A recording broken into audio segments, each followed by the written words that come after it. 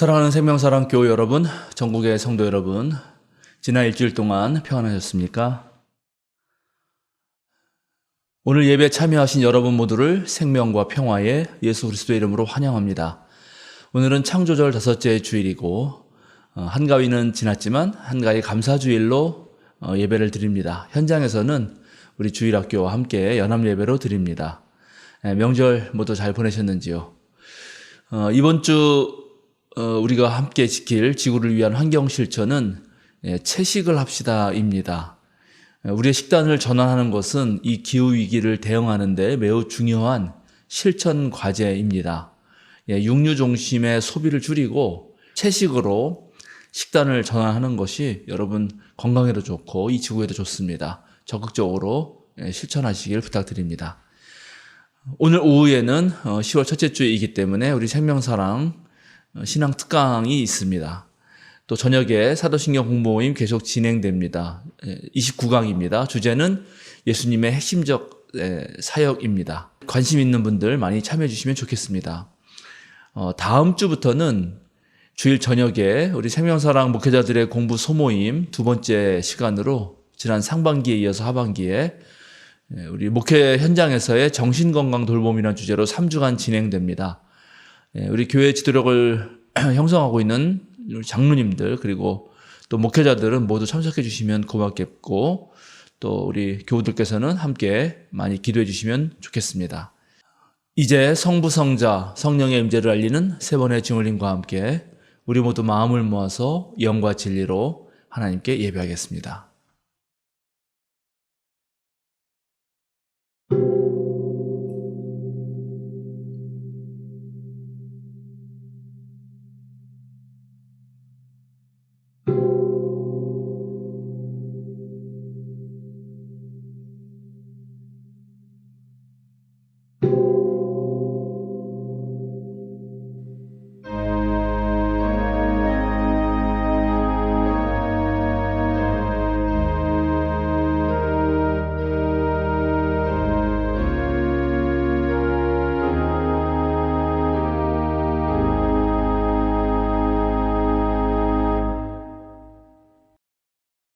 복 있는 사람은 악인의 꾀를 따르지 아니하며 죄인의 길에 서지 아니하며 오만한 자의 자리에 앉지 아니하며 오로지 주님의 율법을 즐거워하며 밤낮으로 율법을 묵상하는 사람이다. 아멘.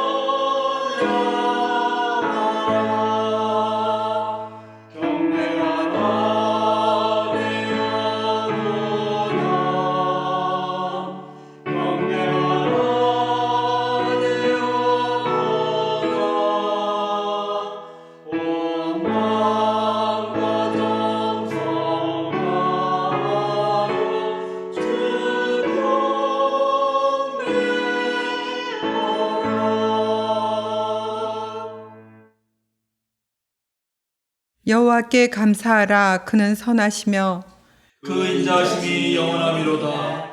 여호와께 감사하고 그의 이름을 불러아뢰며 그가 하는 일을 만민 중에 알게 할지어다.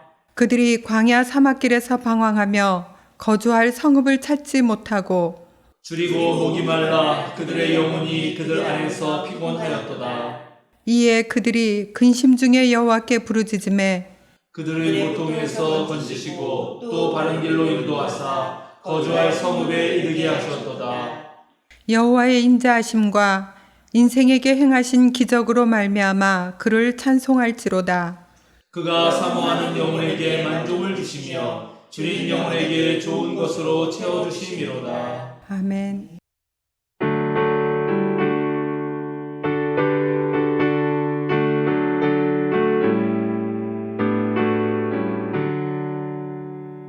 그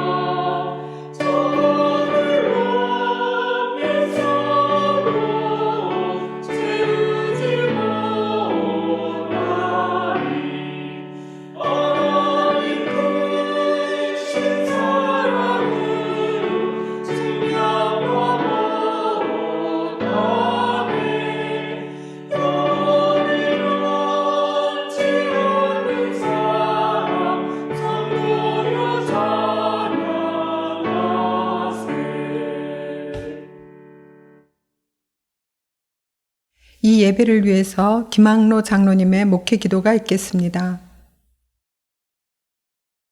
창조주 하나님, 뜨거운 여름에 태풍과 장마를 이겨낸 만물들을 위해 시원한 바람과 따가운 햇볕과 적절한 단비를 내려주시며 저마다 풍성한 열매를 맺도록 섭리하시는 하나님의 사랑에 감사하나이다. 또한 저희에게 민족의 대명절 한가위를 맞이하게 하셔서 고향을 찾아가게 하시고 흩어진 가족들이 한자리에 모여서 뜨거운 정을 나누며 서로 기뻐하게 하심을 진심으로 감사하나이다. 오늘 이 시간 창조절 5째 주일이며 한가위 감사주일에 연합예배를 드리도록 허락하시니 감사합니다. 이 자리에서 대면으로 예배하는 저희 어린이들부터 노인들까지, 또한 온라인으로 이 예배에 함께하는 전국의 성도들 모두가 신령과 진정으로 예배하게 하셔서 기쁘게 받으시길 원하옵나이다. 위로의 하나님, 모두가 기뻐하는 명절 연휴 기간이지만 국방의 의무를 다하느라 병에서 수고하는 장병들을 위로하여 주시고, 또한 머나먼 타국에서 고향을 그리며 수고하는 선교사들과 멀어서 고국에 갈 수 없는 외국인 근로자들과 병상에서 신음하는 환우들과 가난 때문에 피치 못할 사정 때문에 고향을 찾지 못하고 외로움을 달래는 사람들에게 하나님의 따뜻한 위로와 사랑을 내려주옵소서. 저희의 마음을 넉넉하게 하셔서 외로워하는 사람들을 외면하지 않으며 따뜻한 손을 내미는 선한 그리스도인으로 살게 하여 주시옵소서. 공의 하나님, 지금 이 사회는 정치, 경제나 외교, 안보나 문화, 교육, 국방 등 모든 분야가 위기에 처해 있으며 기후위기와 일본의 핵오염수 해양 투기로 인하여 국민이 불안에 쌓여 있습니다. 미래에 대한 꿈과 희망을 품기보다는 오히려 한반도의 평화가 무너져 내리고 우리 사회의 안전망이 깊이 훼손될까 불안에 떨고 있사옵나이다. 그런데 적지 않은 사람들이 위기 상황을 깨닫지 못하고 지금 잘하고 있잖아, 앞으로 잘할 거야 라는 막연한 기대감에 사로잡혀서 권력 유지에만 급급한 어리석은 위정자들을 두둔하며 추종하고 있습니다. 이 백성이 정신 차리지 않고 깨어있지 않으면 이 위기의 국면에서 돌이킬 수 없는 파국으로 치달을 수밖에 없다는 점을 깨달아 알게 하여 주옵소서. 하박국 선지자가 국가적 존망의 상황에 직면하고는 탄식하고 절규하며 하나님께 기도하였습니다. 그는 주님께서 어떻게 응답하실지 초소에 오르고 망대에 올라서 기다리고 바라보다가 마침내 주님의 응답을 듣고 백성들에게 나아가서 종말이 속히 이를 것이다. 굽은 길을 가는 자는 망하리라. 그러나 의인은 믿음으로 살리라 하고 외치기 시작하였습니다. 하나님, 저희가 이 위기 시대의 상황을 직시하고 나와는 상관이 없는 것처럼 못 본 채 하거나 못 들은 채 하지 않게 하옵소서. 탄식으로 기도하며 초소에 오르고 망대에 올라 하나님의 뜻을 깨닫게 하여 주시옵소서. 저의 나약함을 떨치게 하시고 이 시대에 깨어있는 정신으로 용기를 내게 하시며 하나님 나라의 초병으로 서서 믿음의 의인으로서 만민들에게 나아가 옳고 기름을 따라 외치고 이 땅 위에 공의를 세우는 진정한 하나님의 백성들이 되게 하여 주시옵소서. 사랑의 하나님, 저희 생명사랑 공동체를 지금까지 보살펴 주시고 사랑해 주셔서 나날이 새로워지고 건강한 교회로 서게 하시오니 감사하나이다. 벌써 2023년도 한 해의 마지막 4분기에 들어섰사오니 온 교우들이 진실한 마음으로 협력하여 연초에 계획한 목회와 선교 사역을 잘 감당하고 풍성한 열매를 맺게 하여 주시옵소서. 처음부터 오늘날까지 늘 함께 하시며 인도하여 주신 것처럼 앞으로도 저희 생명사랑 교회와 함께 하시며 이 땅 위에 하나님 나라를 이루기 위하여 부단히 힘써 나가는 아름다운 교회로 이끌어 주시옵소서.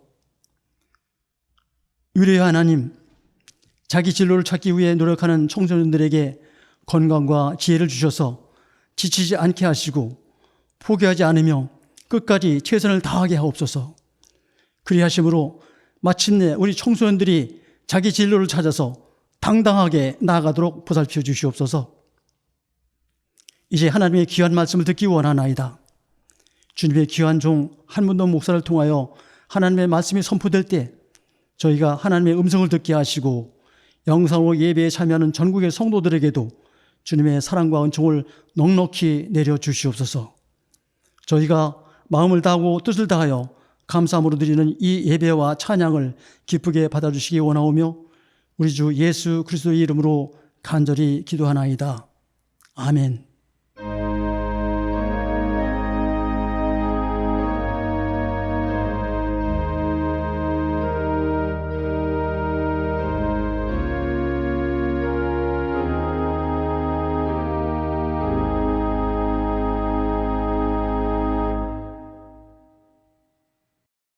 창조절 5째 주일 우리에게 주시는 성경 말씀은 스가랴서 8장 14절에서 17절 말씀입니다.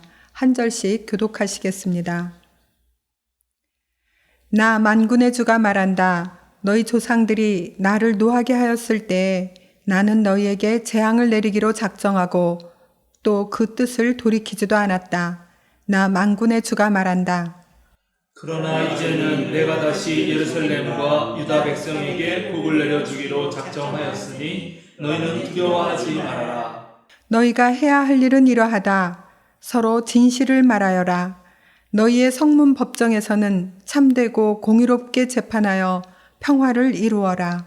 이웃을 해칠 생각을 서로 마음에 품지 말고 거짓으로 맹세하기를 좋아하지 말아라. 이 모든 것은 내가 미워하는 것이다. 나 주가 말한다. 아멘. 아멘.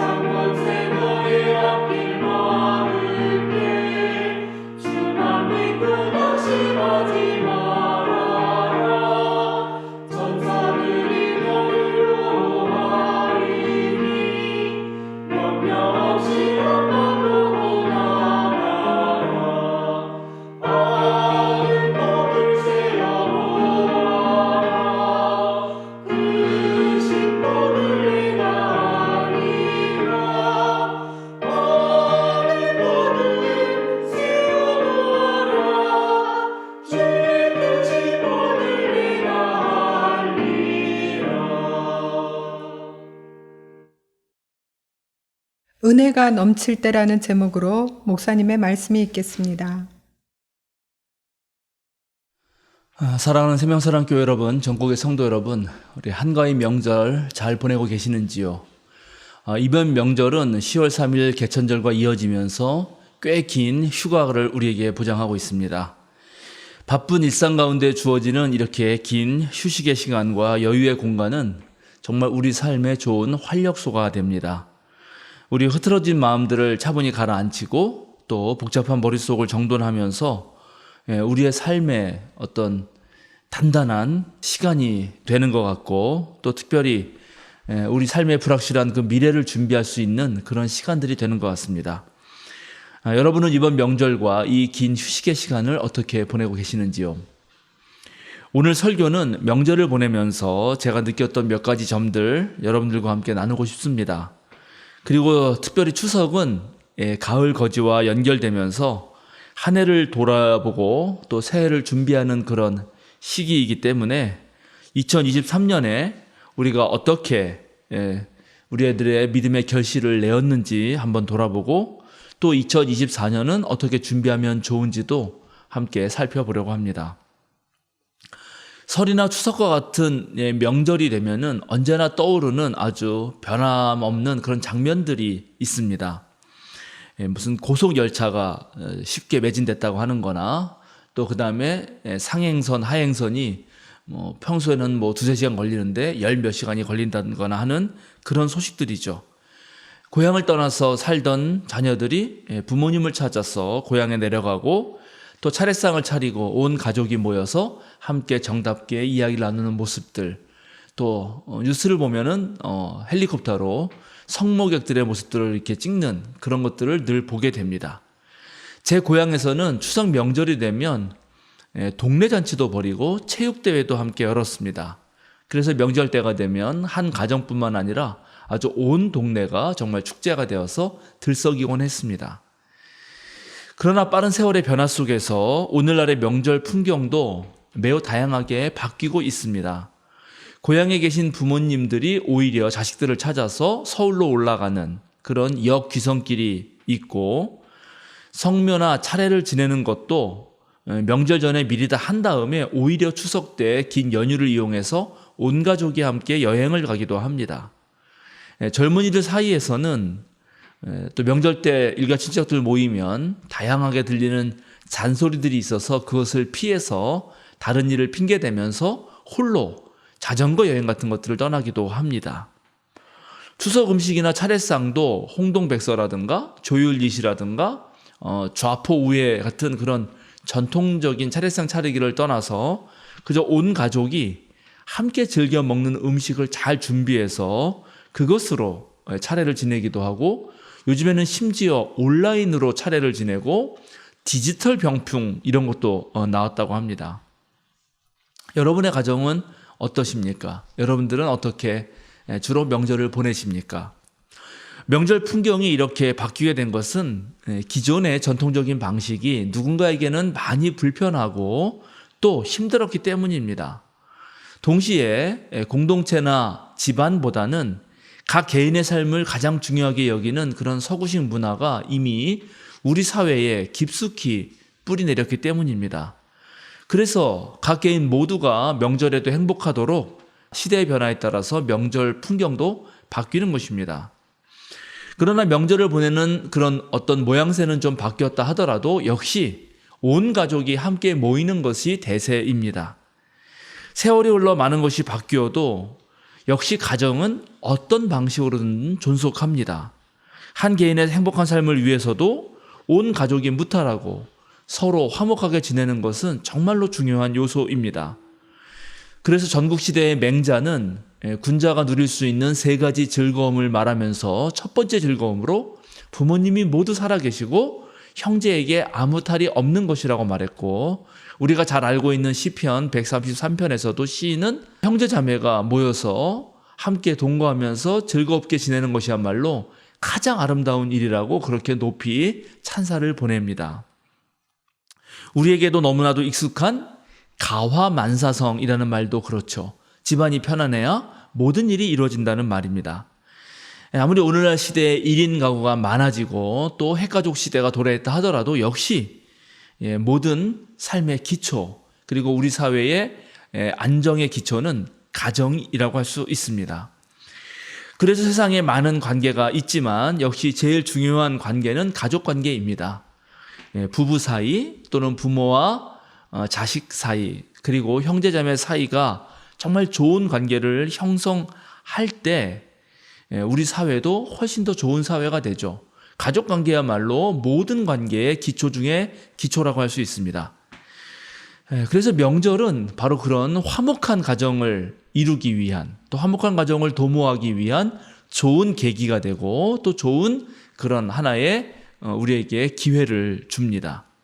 어느 가족이든지 시대의 변화에 따라 유연하게 대처하면서 가족끼리 서로 돌보고 함께 한다면 그 가정에서는 늘 웃음꽃이 만발하겠지만 또 그렇지 못하면 마음이 어렵고 불편하고 힘들게 되겠죠. 든든한 가족 구성원이 있다면 정말 각 개인의 삶이 훨씬 더 풍성하고 또 삶의 어려움을 겪을 때 큰 자산이고 버팀목이 될 것입니다. 저는 3남매의 맏이고 제 아내는 4자매의 맏딸입니다. 지금은 저희 가족 형제 자매들이 모두 각기 가정을 이뤘습니다. 그래서 명절에 모두 모이게 되면 저희 친가로는 부모님을 포함해서 4가정이 그리고 가족 구성원이 12명이 모이게 되고 제 처가댁은 부모님을 포함해서 5가정 모두 18명이 모입니다. 양쪽 가정을 다 합치면 무려 9가정이나 됩니다. 함께 모인 그런 형제자매들이 저마다 직장도 다르고 직업도 다르고 또 살아가는 방식도 다르기 때문에 함께 모여서 이런저런 얘기를 나누다 보면 아주 그 얘기가 재미있습니다. 때로 정치 이야기도 하고 자녀들 키우는 이야기도 하고 또 함께 아주 흥미있게 보았던 드라마나 영화 얘기도 하고 그리고 세상 사는 어떤 모습도 보면서 이 세상 돌아가는 꼴이 이렇다 하고 저마다 느끼는 것들을 이렇게 얘기를 나누는 겁니다. 가족 중에는 전문직도 있고 또 사업을 하는 분도 있어가지고 정말 새로운 정보도 얻게 되는데 또 종종 저는 목사이다 보니까 또 자연스럽게 가족들의 신앙 상담도 하고 목회 이야기도 나누게 됩니다. 아이들은 아이들끼리 저마다 친척들 아주 오랜만에 보면서 자기네들끼리 즐거운 시간을 보내기도 하고 또 어른들이 이렇게 저렇게 얘기하는 거 들으면서 세상을 배워나가기도 합니다. 그렇게 이 명절이라고 하는 것을 통해서 우리 삶의 한 자락이 펼쳐지고 서로 배우고 성숙하는 그런 기회가 되는 것입니다. 이번 명절에 우리 교회가 제공해드린 한가위 명절 가정 예배문에 보면 거기에 성서 본문이 빌립보서의 말씀인데 특별히 2장 3절 말씀이 이러했습니다. 무슨 일을 하든지 경쟁심이나 허영으로 하지 말고 겸손한 마음으로 하고 자기보다 서로 남을 낮게 여기십시오. 가족은 혈연적으로 엮였으니까 원래 친한 데다가 또 여기에 그 말씀, 이 말씀을 더해서 서로 동서지간이나 형제 자매 또 사이끼리 세대 간 차이가 난다 하더라도 서로를 더 좋게 여기고 훌륭하게 여기고 겸손한 마음으로 서로의 삶의 얘기를 듣다 보면 정말 대화가 깊어지고 아주 풍성해지는 경험을 합니다. 저도 이번에 가정 예배를 드리면서 설교 시간에 가족들에게 2023년 보내면서 가장 기억나는 일 또는 감사했던 일 한번 얘기해봐라 이렇게 제가 제안을 했습니다. 그래서 아이부터 어른까지 모두 하나씩 얘기했는데 아주 재미있었습니다. 좋은 일이 있으면 함께 박수를 쳐주고 그렇게 격려하면서 참 좋은 시간이 됐습니다. 우리 노령의 부모님이 살아오신 이야기도 듣고 또 요즘 젊은 아이들이 살아가는 또 생각하는 그런 것도 듣고 또 그렇게 각자의 이야기를 들으면서 어떤 세대가 서로 소통도 하고 그리고 가족의 친밀감이 훨씬 높아지고 서로의 삶을 훨씬 더 깊이 이해하게 되었습니다. 우리 삶에는 매우 중요한 어떤 삶의 주기들이 있죠. 명절이 그 주기들을 기억하게 만들어줍니다. 가족의 생일 또는 돌아가신 분의 기일, 인생의 변화를 주는 입학이라든가 또는 취직이라든가 또 결혼이라든가 하는 그런 인생의 삶을 살아가는 어떤 매듭들이 있습니다. 그런 시기들을 놓치지 말고 가족끼리 서로 챙겨가면서 또 서로 이렇게 연락을 주고받으면서 이런 기회들을 만든다는 것이 매우 중요한 것 같습니다. 그렇게 화목한 가정들을 만들어가는 노력이 우리 개인들의 삶도 훨씬 더 풍성하게 만들고 또 우리 사회도 훨씬 더 아름답고 행복하게 만들 것이라고 생각합니다. 역시 민족의 대명절이라고 하면 우리가 설 그리고 추석 이 두 개가 가장 크죠. 설날 가만히 생각해 보면 설날은 새해 신년을 맞이해서 이제 첫 걸음을 뗀 뒤 얼마 뒤에 오기 때문에 다시 한번 새로운 해에 적응하도록 돕는 그런 명절인 것 같고, 그 다음에 추석 한가위는 이제 한 해를 마무리하면서 결실의 계절에 들어서서 올해 내가 잘 살았나? 이렇게 성찰해 보면서 또 새로운 내년을 준비하는 그런 시간이 되는 것 같습니다. 올해는 명절 연휴가 10월까지 이어지면서 특별히 오늘은 10월 첫날입니다. 이제 2023년도 석 달만 남겨두고 있습니다. 우리 생명사랑교회도 10월이 되면 새로운 이제 해를 준비하면서 예결산 소위원회도 가동되고 또 당회와 목회실은 연말당회 준비를 합니다. 각종 부서와 신도회, 임원들, 부장들 새로 선출하기 위한 논의가 시작되죠. 각 신도회와 소모임들이 나들이 가고 그리고 또 우리 교회가 매년 해오는 한신대 신학대학원생들의 목회 실습을 하고 9월에는 매년 교단의 정기 총회가 있죠. 그것을 마치고 나면 10월에는 정기 가을 노회가 있습니다. 우리 또 교회는 11월에 내년도 인사공동의회를 진행하죠. 그리고 12월이 되면 성탈전 준비를 하게 됩니다. 이렇게 일정을 하다 보면 마지막 남은 석 달은 아주 눈꼴뜰 새 없이 그렇게 훅 빠르게 지나가곤 합니다. 이 석 달 동안 2024년 이제 기획을 하게 되는데 우리 생명사랑교회가 지난 몇 년 동안 잘 해온 사역들 점검하면서 시대의 흐름과 또 우리 공동체 구성원들의 변화에 따라서 새롭게 도전하고 모험해야 할 그러한 선교와 목회도 함께 구상하게 됩니다. 하나님 앞에서 각 개인이 드려야 할 그 열매들도 생각해 보면서 또 새해 계획도 있겠지만 부서와 신도의 각 소모임도 마찬가지로 그런 계획을 세워야 하죠. 목회실과 당회는 교계와 사회의 변화를 보면서 좀 더 장기적인 비전도 세우고 그 안목에 따라서 연차별로 우리가 이런 일들을 하면 좋겠다라고 교인들에게 제안을 하게 됩니다. 함께 주님의 몸된 교회인 우리 생명사랑 신앙공동체를 세워가면서 저와 여러분은 우리 모두가 주인공이고 또 하나님 나라의 그런 주역이라고 생각을 하면서 오늘 이제 명절 이야기에 이어서 두 번째로 우리 교회가 앞으로 어떻게 가면 좋은지 또 함께 여러분과 나눠보려고 합니다.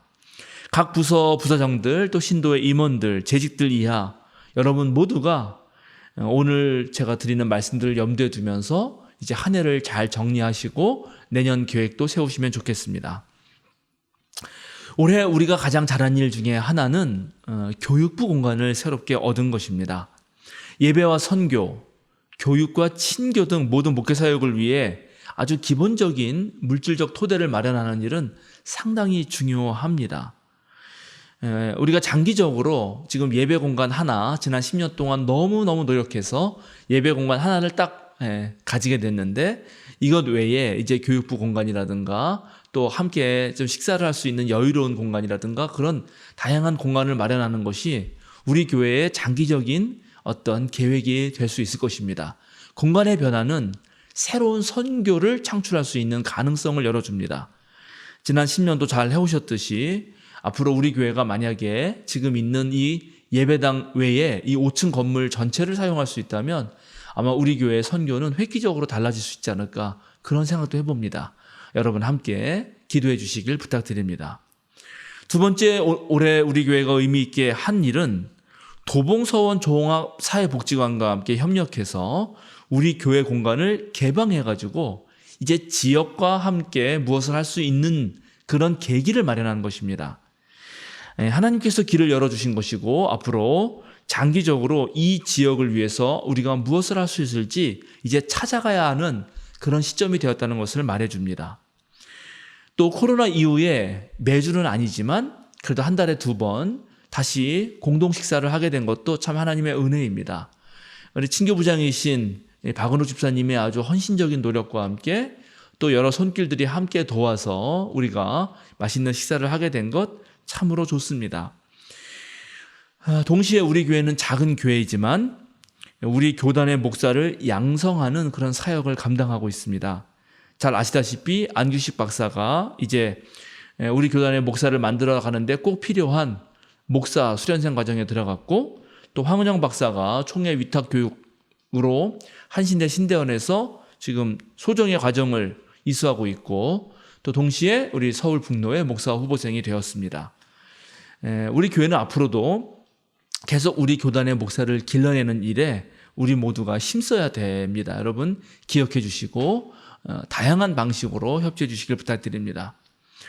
우리 교회의 밝은 미래를 위해서 우리가 장기적으로 지속해야 하는 목회와 선교 사역들도 있습니다. 우선 온라인 사역의 지속이죠. 우리가 코로나 시기에 이 온라인 사역을 잘 했기 때문에 그나마 잘 견딜 수 있었습니다. 그 이후에 우리 교회의 온라인 목회의 성장세는 다소 둔화되었지만 그래도 지금 우리 교회 유튜브 구독자는 1667명입니다. 주일 예배를 비롯해서 기도회와 말씀 묵상과 성서 공부 프로그램들을 지속해서 계속 우리가 업데이트할 생각입니다. 여기에 내년부터 이제 우리가 좀 새롭게 시도하는 선교 분야가 좀 필요한데 일단 태국에 계시는 우리 명승인 목사님, 명승인 선교사님을 통해서 해외 봉사 활동을 시작하려고 합니다. 동시에 또 문서 선교도 함께 해보려고 합니다. 해외 봉사 활동은 첫 시도인데 이번에 가서 우리가 한번 잘 경험해서 잘 된다면 이것은 매년 지속적으로 할 생각이고 우리가 앞으로 좀 더 다양한 지역으로 그런 어떤 봉사 활동을 넓혀갈 계획입니다. 우리 교회는 저 말고도 신학 박사가 2분 계시죠. 방금 말씀드린 목회자 과정을 밟고 있는 안규식, 황은영 박사입니다. 이분들과 함께 그동안 제가 했던 설교, 글들 중심으로 우리 교회 목회와 선교에 도움이 될 만한 어떤 책들도 한번 내보고 지난 10년의 우리 교회 역사를 정리하고 또 좋은 기도문들을 뽑아서 전도에 도움이 될 만한 그런 자료들도 함께 만들어 보려고 합니다. 이런 모든 것들이 아마 우리 교회의 전도와 선교에 크게 보탬이 되리라 생각합니다. 올해 우리가 이제 복지관과 함께 우리 교회 공간을 그저 개방한 것에서 길을 열었다면 내년에는 복지관과 아주 적극적으로 협력해서 우리 주변에 도움이 필요한 사람들을 찾아나가는 그런 선교도 하면 좋겠다고 생각합니다. 올해 우리는 당회와 목회실을 중심으로 새롭게 아가페 모임을 시작했습니다. 제가 교인들 전체를 매번 다 돌볼 수가 없어서 그런 돌봄의 사역을 좀 나눈 것인데 올해는 이 아가페 모임도 좀 더 보완할 생각입니다. 또 올해 처음으로 세교우들에게 세교 강좌를 실시했습니다. 앞으로 저희 교회를 방문하시고 또 새롭게 교우가 되셔서 등록하신 분들이 계시는데 그분들에게도 이제 주기적으로 세교 강좌를 하게 될 것이고 또 매월 한 번씩 진행되는 신앙특강, 우리 전교인 대상으로 하는 신앙특강도 계속 이어갈 생각입니다. 목회실의 기획 이외에도 이미 신도회와 또 부서가 잘하고 있는 일들은 계속해서 이어나가시면 되겠습니다. 특별히 평신도 중심의 사역을 지향하고 있기 때문에 여러분들 얼마든지 다양한 방식으로 다양하게 우리 생명사랑교회에 함께 또 목회 운영위원회를 통해서 일정들을 조율하면서 신나게 목회할 수 있을 것이라고 저는 기대합니다. 제가 여러분에게 바라는 것 한 가지가 있는데 그것은 이 교회의 조직적이고 어떤 제도적인 그런 사역이 아니어도 서로가 서로에게 관심을 가지면서 사랑의 공동체를 일구는 것입니다.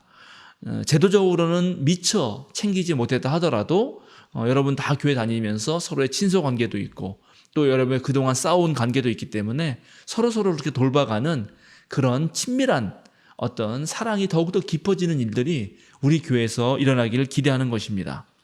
특별히 세교우들이 교회에 오시면 우리 교회에 잘 정착할 수 있도록 함께 좀 식사도 하시고 차도 나누면서 교회에 대한 안내도 하시고 이런 일들도 꼭 무슨 목회실만 하는 것이 아니라 온 교우가 함께 나서서 해도 되게 좋을 것 같습니다.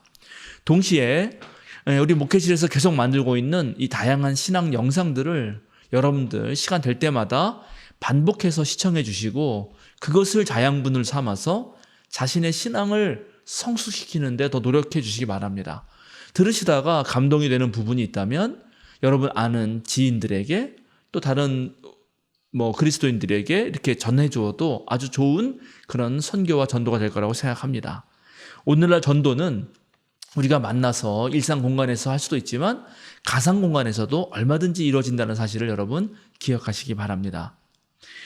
앞으로 한국 개신교가 다시 일어서는 길이자 또 우리 생명사랑교회가 아주 확고하게 설 수 있는 길이 있는데 그것은 바로 이 시민사회와 그리고 교회에 실망하고 떠난 가나안 교인들의 어떤 신뢰를 회복하는 길입니다.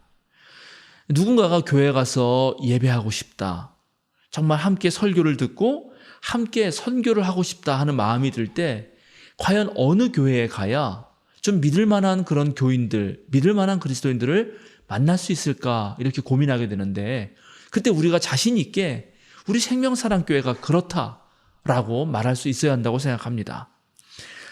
사랑의 뿌리 내린 그런 암과 또 올바른 알 기반으로 한 사랑만이 지속적이고 앞으로 계속 더 확장해가고 더 깊어지는 그런 목회와 선교를 할 수 있습니다. 우리 생명사랑교회 목회가 바로 이 사랑과 진리가 함께 균형 있게 가는 그런 목회와 선교여야 한다는 것입니다.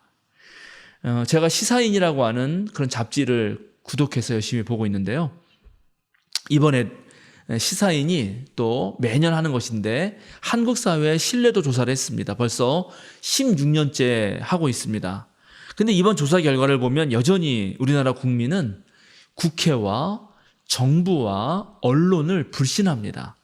거기에 대한 신뢰도가 아주 낮습니다.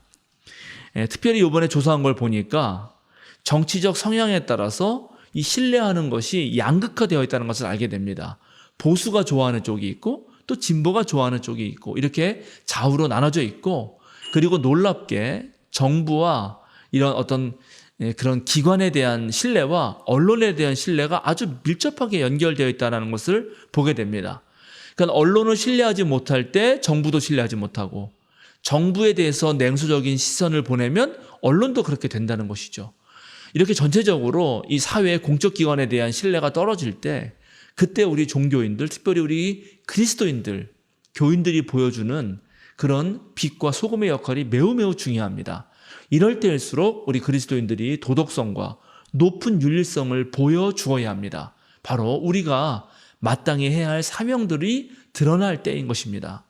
예수님께서 우리를 빛이라 부르시고 산 위에서 빛을 비추면 어떤 동네도 숨을 수 없다라고 말씀하셨듯이 바로 우리가 활약할 때가 이렇게 사회적 신뢰도가 무너질 때인 것입니다. 바로 우리 생명사랑교회 저와 여러분이 그런 자리에 있어야 한다고 저는 생각합니다. 오늘 우리가 함께 읽은 이 스가랴서 전체를 보면 크게 세 부분으로 나눌 수 있습니다. 우리 이사야서가 되게 긴데 그 이사야서를 읽어보면 제1 이사야, 제2 이사야, 제3 이사야로 구분할 수 있습니다. 물론 우리 성경에는 한 권의 이사야지만 신학자들은 전부 시대를 구분하면서 그렇게 세 책으로 나눕니다. 그런데 스가랴서도 마찬가지입니다. 스가랴서도 읽어보면 문체와 시대가 달라서 제1 스가랴서, 제2 스가랴서, 제3 스가랴서로 나눌 수 있습니다. 오늘 우리가 함께 읽은 본문은 제1 스가랴서의 결론부에 해당하는 부분입니다. 예언자 스가랴는 제1 스가랴에 해당하는 1장부터 8장까지 8개의 환상을 통해서 하나님의 백성과 하나님의 도성인 예루살렘을 다시 세우는 일과 그리고 바로 이스라엘 주변의 여러 민족들의 운명을 예언합니다. 7장 8절부터 14절을 보면 이스라엘 백성이 하나님의 말씀에 불순종해서 하나님의 진노가 닥쳐왔다라는 말이 나옵니다. 즉 이스라엘 백성들의 마음이 차돌처럼 굳어져 가지고 주님께서 예언자를 통해서 하나님의 영을 예언자에게 부으셔서 열심히 율법을 가르치고 하나님의 말씀을 전하는데도 백성들이 이 말씀을 도대체 듣지 않아서 이제 이스라엘 백성들이 알지도 못하는 나라에 끌려가서 흩어지게 되고, 그리고 이스라엘 땅은 폐허가 되고 말았다, 이렇게 말을 합니다. 그런데 오늘 8장을 보니까 하나님이 이런 백성에게도 다시 은혜를 베풀기로 마음을 먹습니다. 그러니까 백성들의 신앙 상태와는 상관없이 하나님이 다시 한번 시작해 보겠다, 이렇게 마음을 먹는 것입니다. 그렇게 하면서 다시 이스라엘 백성들에게 몇 가지 당부 말씀을 하는데 그 내용이 이렇습니다. 너희가 해야 할 일은 이러하다. 서로 진실을 말하여라. 너희의 성문 법정에서는 참되고 공의롭게 재판하여 평화를 이루어라. 이웃을 해칠 생각을 서로 마음에 품지 말고 거짓으로 맹세하기를 좋아하지 말아라. 이 모든 것은 내가 미워하는 것이다. 나 주의 말이다. 그렇습니다. 이 오늘 말씀이 오늘날에도 우리에게 그대로 적용된다고 생각합니다. 만약 주님께서 우리가 한 잘못들을 심판하시려고 마음을 먹으면 아마 하늘에서 유황불이 온 땅에 떨어질 거라고 저는 생각합니다. 우리는 그 유황불을 피할 수 없는 그런 존재라고 생각합니다. 그러나 하나님은 오늘날도 우리에게 새로운 기회를 주시려고 합니다. 은혜를 베푸시는 거죠. 사실 지금 우리 생명사랑교회도 하나님의 넘치는 은혜 가운데서 이렇게 좋은 시절을 보내고 있다고 저는 생각합니다. 우리가 잘해서라기보다도 하나님께서 베푸시는 은혜가 넘치기 때문이라고 생각하는 것입니다. 그런데 바로 오늘 이렇게 우리에게 하나님의 은혜가 넘쳐날 때, 하나님이 넘치도록 은혜를 부어주실 때 바로 그때 우리가 해야 할 일이 있습니다. 오늘 스가랴 예언자가 전하여 준 대로 우리는 진실해야 됩니다. 우리는 더욱더 참되어야 합니다. 하나님의 공의가 이 세상에 퍼져나가도록 애써야 합니다. 자기가 살려고 형제자매와 이웃을 해치는 일 절대 해서는 안 됩니다. 혹시 우리가 하는 우리들의 행위가 혹시 누군가의 피해가 되는 것은 아닌가? 특별히 기후재앙 같은 걸 보면서 특별히 깊이 성찰해 보아야 합니다. 우리는 어디를 가든지 평화의 사도가 되어야 합니다. 주님께서는 어쩌면 지금 우리에게 마지막 기회를 주시는지도 모르겠습니다. 은혜가 이렇게 차고 넘칠 때 우리는 더욱더 주님의 백성으로 그런 정체성을 확고하게 해야 합니다. 우리는 더 열심히 주님을 따르고 또 예수 그리스도의 길을 그대로 밟아가는 제자가 되어야 합니다. 은혜가 넘칠 때 준비하는 자가 정말 심판이 다가왔을 때도 구원받을 수 있습니다. 이 말씀은 우리 생명사랑교회에게 들려지는 말일 뿐만 아니라 여러분 신앙인들 각자 개개인들에게도 들려지는 말씀입니다. 주님께서 기회를 주실 때 더욱 참된 것을 사모하고 주님께 열심인 사람이 되어야 하는 것입니다. 우리 조상들은 이 한가위 명절을 맞을 때마다 정말 더도 말고 덜도 말고 넉넉한 한가위만 같아라 그렇게 말했습니다. 우리의 일상이 늘 한가위 같으려면 바로 이렇게 넉넉한 시절에 넉넉한 한가위 시절에 열심히 준비해야 합니다. 그동안 우리 생명사랑 공동체는 하나님의 넘치는 은혜로 잘 살아왔습니다. 이렇게 은혜가 넘치도록 부어질 때 우리가 주님 말씀에 더더욱 열심을 내어 순종한다면 우리 신앙 공동체는 언제나 정말 더도 말고 덜도 말고 한가위 같은 날들이 우리에게 펼쳐질 것이라고 저는 믿어 의심치 않습니다. 은혜가 넘칠 때 더욱더 신실한 주님의 백성, 예수님의 제자가 되도록 여러분 함께 노력하시는 그런 여러분 되시기를 간절히 주님의 이름으로 축원드립니다. 기도하겠습니다. 거룩하신 하나님, 주님께서 베푸신 은혜로 우리가 지난 날을 지내왔습니다. 넉넉한 명절을 맞으며 주님의 축복 가운데 기뻐하고 즐거운 날들을 보내고 있습니다. 세상은 어수선하고 복잡하고 걱정되는 일도 많지만 우리는 주님을 인하여 우리의 마음을 뺏기지 않습니다. 사탄의 유혹에 굴복하지 않으며 어떤 시련에도 꿋꿋하게 이겨나갈 힘을 갖습니다. 어느덧 올 한 해도 마무리하는 계절을 맞이합니다. 우리 삶에서 신앙의 열매들이 익어가게 하시고 우리가 더 성숙한 믿음으로 나아가게 하소서. 서로 사랑하는 일에 힘쓰고 진실을 말하고 평화를 전하는 일에 열심을 내는 우리가 되게 하소서. 내가 살겠다고 이웃을 해치는 일 없게 하시고 주님께서 기회를 주실 때 더 잘 해내는 우리 생명사랑 신앙공동체가 되게 하소서. 언제나 넘치도록 은혜를 베푸시는 예수 그리스도의 이름으로 기도드립니다. 아멘.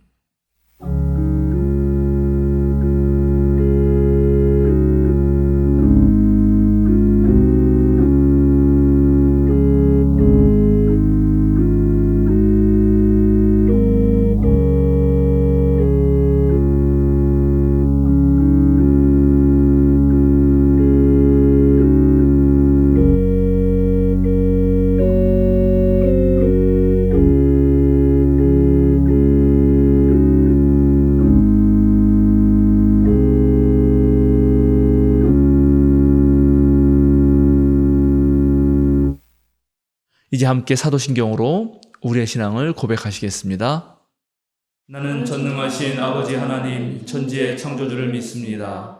나는 그의 유일하신 아들 우리 주 예수 그리스도를 믿습니다. 그는 성령으로 잉태되어 동정녀 마리아에게서 나시고 본디오 빌라도에게 고난을 받아 십자가에 못 박혀 죽으시고 장사된 지 사흘 만에 죽은 자 가운데서 다시 살아나셨으며 하늘에 오르시어 전능하신 아버지 하나님 우편에 앉아 계시다가 거기로부터 살아있는 자와 죽은 자를 심판하러 오십니다. 나는 성령을 믿으며 거룩한 공교회와 성도의 교제와 죄를 용서받는 것과 몸의 부활과 영생을 믿습니다. 아멘. 다 함께 보냄 찬송 549장 내 주여 뜻대로 부르시겠습니다.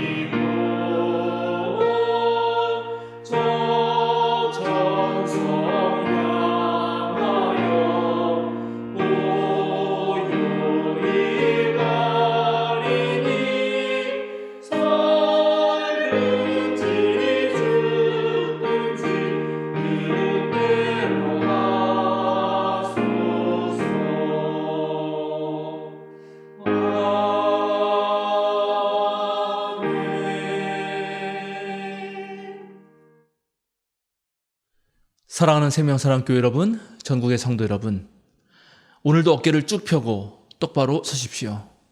세상으로 당당하게 힘차게 나아가십시오. 자유인으로 사십시오. 주님의 은혜가 넘칠 때 힘을 내십시오. 주님의 은혜가 넘칠 때 감사하십시오. 주님의 은혜가 넘칠 때 더욱더 열심히 준비하도록 하십시오. 축도하겠습니다. 이제는 여러분들의 이름을 불러주시고 나무가 자라고 계절이 변하는 동안 여러분을 붙잡아 주시는 위대하신 하나님의 크신 은혜와 따뜻한 기운으로 여러분들을 치유하고 언제나 여러분들을 응시하며 참된 평화 주시기를 원하시는 그리스도의 사랑과 새롭게 피어나는 작은 꽃들의 싱그러움으로 여러분들의 영혼을 새롭게 하시며 강한 능력으로 여러분의 그늘진 삶의 햇살이 피어나게 하시는 성령님의 감동 감화가 어수선한 세상 헛된 유혹과 시련에 휘둘리지 않고 올곧게 주님의 길을 걸어가려는 생명사랑 교우들과 전국의 모든 성도들과 구원을 갈망하는 모든 피조물들에게 지금부터 영원까지 항상 함께 계시기를 간절히 축원합니다. 아멘.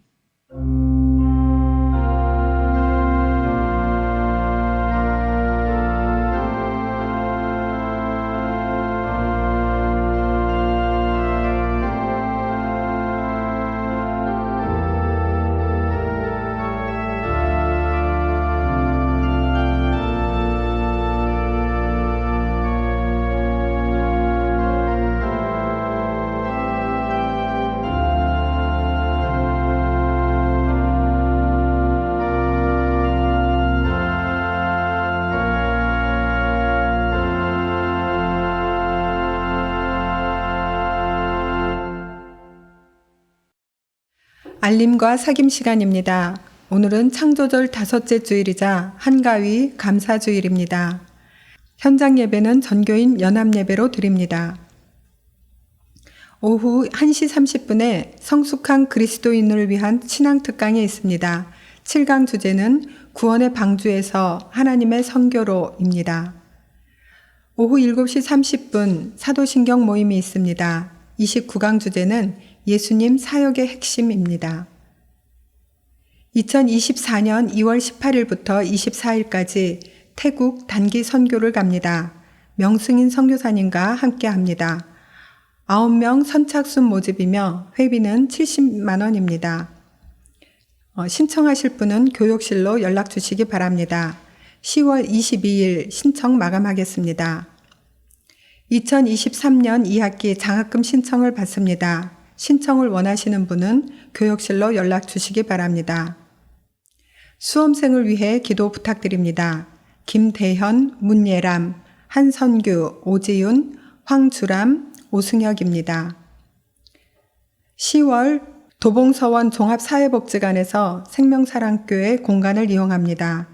10월 이용일은 10월 10일, 24일, 31일입니다. 10월 8일 주일부터 생명사랑 목회자 공부 소모임을 시작합니다. 목회 현장에서의 정신건강 돌봄이라는 주제로 3주간 진행하겠습니다. 함께 기도해 주시기 바랍니다.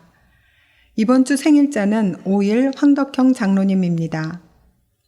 오늘 함께 예배드릴 수 있어서 감사합니다. 한 주간도 평안하시기 바랍니다.